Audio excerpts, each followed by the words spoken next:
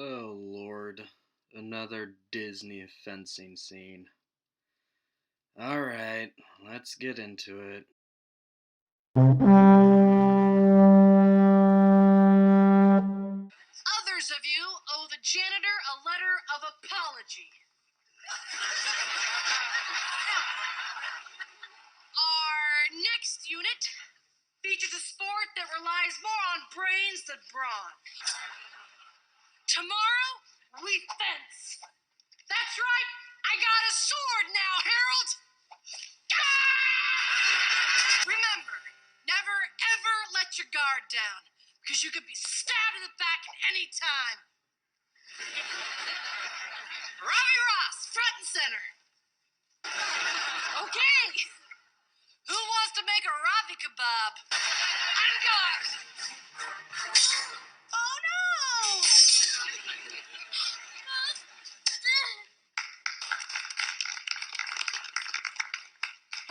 I did not see this coming. Robbie Ross is the winner!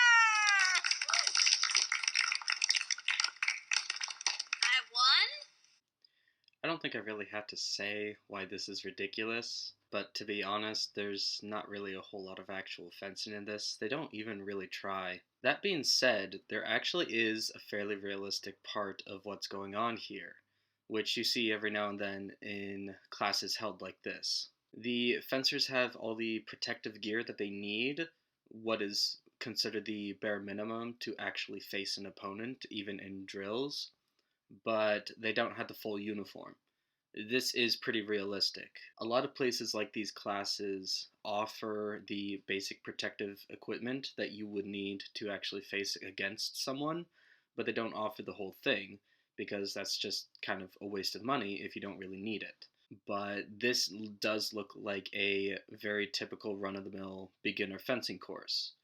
All the students are sort of there together. A lot of times they watch just two of the students go up against each other, and they are wearing just enough equipment to actually be able to fence, but in order to save on time, money, and headaches, they're not wearing the full thing. Usually, once a fencer decides, okay, this is something that I want to keep doing, then they'll go out and buy their own set of equipment, and they'll usually go with the entire set, which is including fencing pants, socks, and proper shoes, along with any sort of electrical equipment as well. Some electrical equipment is usually provided by the club. The problem with that is electrical equipment tends to stop working much sooner than just basic dry equipment, which is what all this is. They usually have some, but it's usually a lot less than the dry, and it's typically something that they request that you wait until you know if fencing is for you, and then you buy your own extra pieces of electrical equipment. So, how they're dressed is actually done well. Everything else is not really accurate. Part of the problem is there's so little going on that it's very difficult to tell what exactly is happening, but what little they do is obviously very wrong. Basically, the context is this kid here wants to make this kid look good, and so he sort of downplays what he's able to do and lets him win. I've never actually really seen this happen, but I have seen plenty of situations where one fencer is much better than another fencer, but especially if it's practice or something like this, they will, tone down what they're able to do. They won't go all out and just absolutely crush them. They'll usually keep their skill level just above their opponent if they can. Again, considering this is practice. If it was a tournament, it'd be a different story, but this is a practice and they don't want it to just be a massacre because that's really no fun for anyone. However, while that is the base idea for what's going on here, it is obviously very dramatic and just way over the top. And the thing is, it does no good to act like this in terms of dropping your blade, because when someone drops their blade, that is an immediate halt. You can't fence if you don't have a weapon.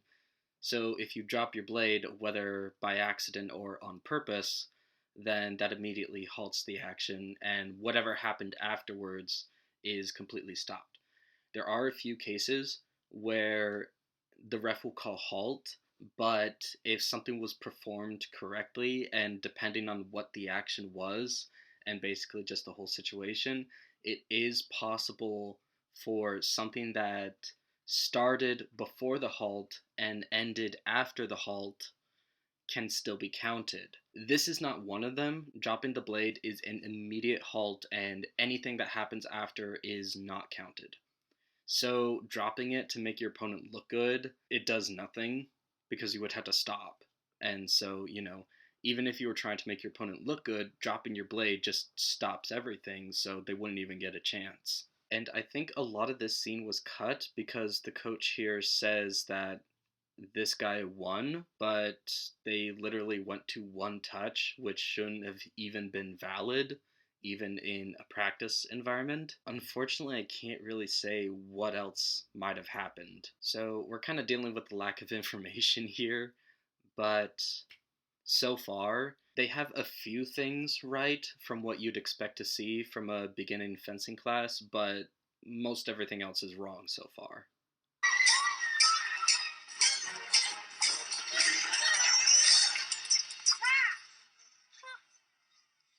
Okay, brother. You have proven your point. Quite literally, I might add. Robbie, I didn't want it to go down like this, but you were out of control. I was just so excited to finally have bested the great Luke. Go ahead, run me through and claim your victory. No, I should have given you a chance to prove yourself. You're actually really good. Come on, man. Let's go home. Ha! I win! You see, fencing is more brains than brawn. That was sneaky and dirty and underhanded. I've never been prouder of you. So that's pretty much all there is for fencing. There's very little in this episode. There were two main reasons why I decided to include this end scene in it. First of all, there is a point where they attack each other without masks. Even if one is turning away and you stab them in the back, even if you're doing it as a joke, is kind of taboo. I know you see this all the time in movies and TV shows, but when fencers are off the strip, when they're just kind of walking around, they don't really stab each other for fun. There's just not much to it. It doesn't really happen. So waiting for your friend to walk away and then stabbing them in the back, first of all, doesn't, maybe somewhere in some club it might have happened, but considering how many times you see it happen in media, it is surprisingly uncommon. The main issue here is that he did it to his friend who is not wearing a mask, and I can guarantee you, if any coach saw that happen, they would have stepped in and at the very least said, please don't do that again. Because it's a safety issue, especially the fact that they are beginners makes it even worse. They're not trained, they don't really know what they're doing. If they did know what they were doing, they would never have done it in the first place. The other reason I wanted to bring this up is because we have a very curious example of what studio productions actually do to their weapons. I've seen this happen once before in a different movie. It was a movie called The Fallen, and I've actually already done a video on it before. And it's very odd. What it is the fact that these are supposed to be foils, but they have epee blades. So basically, the grip of the weapon is meant to go onto a foil, as is the bell, which is this guard here. But then the blade is from an entirely different weapon. So basically, they have two halves of weapons that they've kind of just put together. And what makes this so strange is that these weapons do not come that way. You are not supposed to mix and match parts from different weapons. But here they have a hybrid between a foil and an epee. So they certainly didn't come like that. I know that there's no manufacturer who makes, just hybrids of these weapons, so they must have put it together themselves. Which begs the question, why? Like, it's inaccurate, and it would have taken more time and effort than just, getting a complete practice weapon and giving that to the actors. They for some reason decided they had to change it, and so spend more money to get two weapons to put them together to make the scene less accurate. I have no idea why they did this. So this is the second time that this has happened, and I have no idea why it's even a thing. Like, this is very close to becoming a pattern.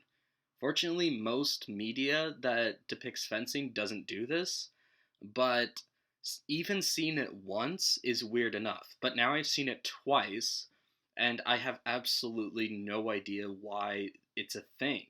It just doesn't make any sense. But that wraps up the end of the fencing scene, which, like I said, isn't too much. There is a little bit more in the middle of the episode, but it's just them going back and forth in a house, and it's not even close to what actual fencing is supposed to be. So this also gets another very low score, but partially because of its just lack of actual fencing. It gets a slightly higher score than what I want to give it, simply because part of it is omission. They just don't have enough info.